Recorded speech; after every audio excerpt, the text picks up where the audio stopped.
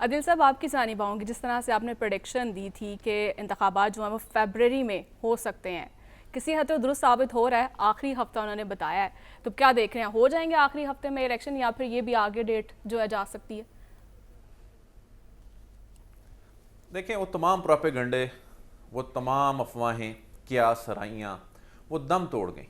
अब ये बता दिया गया कि इंतखाबात कब होंगे। अब ये बहस शुरू हुई, तारीख क्यों नहीं दी। तारीख भी आ जाएगी, जाहिर है वो अपने शेड्यूल के साथ आनी है तारीख, और अभी एक मरहला चल रहा है हल्का बंदियों का। तो वो क्या सराइयाँ हमारे वो जो अदिल, एक नई बहस नहीं छिड़ी? सियासतदानों को, हमारे मीडिया को चाहिए होती हैं, वो तो ख़त्म हो गई। लेकिन यहाँ एक बड़ी परेशान कुन बात है, बड़ी तशवीशनाक बात है और बड़ी अफसोसनाक बात है।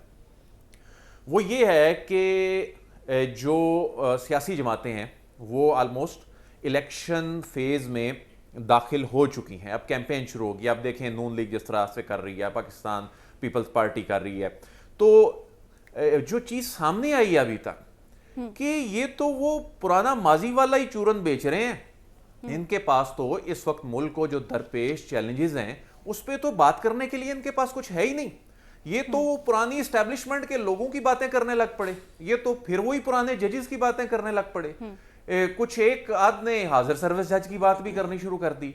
ये तो इन्होंने फिर अवाम को बेवकूफ बनाना शुरू कर दिया। बल्कि मैं तो समझता हूं कि ये जुल्म है इस मुल्क के साथ कि आप ये फिर से दोबारा आने के लिए पर तोल रहे हैं और बड़े कॉन्फिडेंट नजर आ रहे हैं, और आपके पास कोई मंशूरी नहीं है। आपको तो बात करनी चाहिए इस वक्त जो मुआशी चैलेंजेस हैं, इस वक्त जो इकोनॉमिक क्राइसिस है, आपको बात करनी चाहिए। इस वक्त अफगानिस्तान की सूरत हाल पे आपको बात करनी चाहिए। इस वक्त सिक्योरिटी पे आप तो फिर वही एस्टेब्लिशमेंट के पुराने लोगों के नाम लेके बैठ गए। तो ये नजर आ रहा है कि इनके पास तो ना कोई इंतखाबी मंशूर है, ना कोई सियासी मंशूर है। ये तो नफरत इनकी प्रोडक्ट है, और नफरत बेच के कोई एक दूसरे के खिलाफ, कोई दूसरी सियासी जमात के खिलाफ नफरत जो है वो बेच रहा है। कोई इस्टेब्लिशमेंट को, पुरानी इस्टेब्लिशमेंट, नई इस्टेब्लिशमेंट, कोई जजेस और कोई निगरानों के पीछे पड़ा हुआ है। मुल्क की इश्यूज पे तो कोई बात ही नहीं कर रहा। अगर इसी तरह ही इन्होंने मामलात चलाने हैं तो मैं समझता हूं कि हमारे अवाम को परेशान होने की जरूरत है। लेकिन आदिल साहब, ये पहली बार तो हम ये नहीं देख रहे हैं। मासूमियत में उठा के देख लें, तमाम सियासतदान यही सब कुछ करते हैं। मैं आदिल से एक सवाल पूछ सकता हूं? जी साहब। आज हमारे मुल्क के जो हालात हैं ना, आज हमारे मुल्क के जो हालात हैं उसकी बड़ी वजह ये है कि इश्यूज की तरफ तो कोई आया ही नहीं जी। सब कोई किसी के एहतसाब के पीछे पड़ गया। कोई किसी ने किसी पे इल्जाम लगा दिया कि वो मुझे ना निकालता। तो इस वक्त तो मुल्क जो है ये यूरोपीय ममालिक के इश्यूज की तरफ का एक सवाल ऐड कर रहे हैं साहब। जी जी जी, इश्यूज की तरफ का एक छोटा सा सवाल ऐड कर लें। इशू जो हमारे मुल्क के अंदर सबसे बड़ा है, जैसे कि हमें अदील साहब ने ही बताया माजी के अंदर भी, कि हमारे मुल्क का एक बहुत बड़ा इशू ये है कि हमारे निज़ाम के अंदर अब स्ट्रेंथ नहीं रही, उस निज़ाम की क्रेडिबिलिटी नहीं रही। जब इस निज़ाम को ठीक तरह क्रेडिबल बनाया जाएगा तो ये आगे चलेगा। आपने शुरू में अदील अपने कमेंट में कहा कि डेट तो आई जानी थी, इलेक्शन कमीशन ने क्या ही देना था। लोग कहते हैं कि वो काम जो कि आइन की शिक नहीं करवा सकी, वो काम जो कि सुप्रीम कोर्ट की जजमेंट नहीं करवा सकी, जो सिस्टम के तमाम चेक्स एंड बैलेंसेस नहीं करवा सके, जो जमहूरियत की साख नहीं करवा सकी, वो कैसे कर दिया इलेक्शन कमीशन ने कुछ चंद दोस्तों से मुलाकात के बाद। आपके ख्याल में इस मुल्क का इशू है या नहीं है? देखें साद रसूल साहब, इलेक्शन 2 महीने पहले हो जाएं, 3 महीने बाद में हो जाएं, ये बहस का वक्त नहीं है। किस वजह से बहस का वक्त ये इशू है कि ये जो लोग आने के लिए ये मैं समझता हूं इनका कोई फायदा नहीं इस पे सर खपाने। क्या हो जाएगा? मसलन 2 महीने पहले हो जाएंगे तो ये जिस तरह की बातें कर रहे हैं, या 2 महीने ताखीर आपके मसले हल हो जाएंगे। ये तो हमें परेशानी हो रही है इनकी बातें सुन के।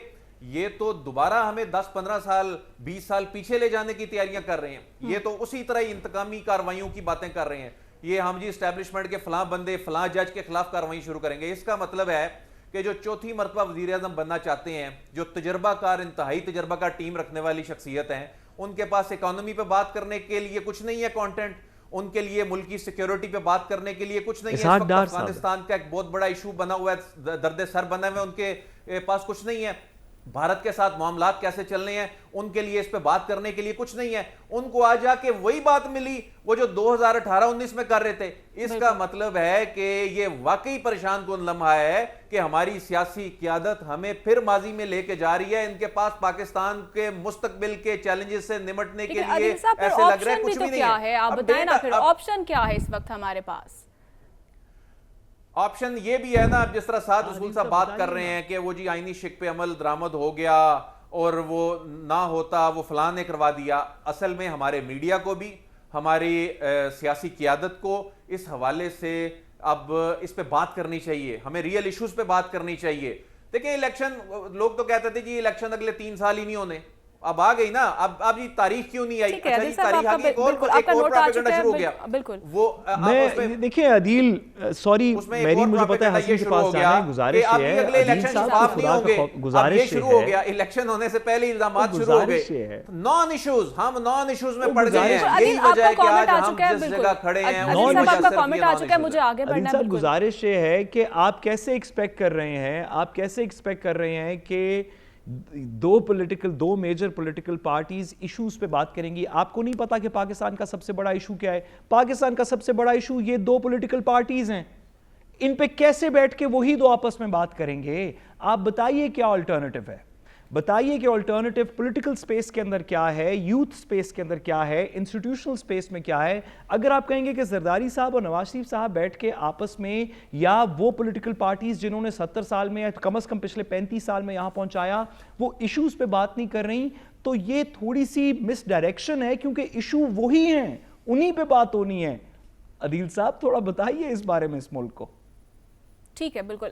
मेरे ख्याल में वो जो 5 करोड़ नया बाशऊर नौजवान जो सिस्टम के अंदर इन हुआ है, मेरा ख्याल है वो फैसला कौन होगा, वो गेम चेंजर हो सकता है कि अगर वो वाकई इन चीज़ों पे अगर वो परेशान हो जाता है कि ये मियाँ साहब फिर वही बातें कर रहे हैं, जरदारी साहब, बिलावल साहब फिर वही बातें कर रहे हैं, तो ये फिर इनके लिए मसाइल भी बन सकते हैं आने वाले इलेक्शन में। आने वाले इलेक्शन में मसाइल भी बन सकते हैं। बिल्कुल, अदील साहब आपका कमेंट आ चुका है।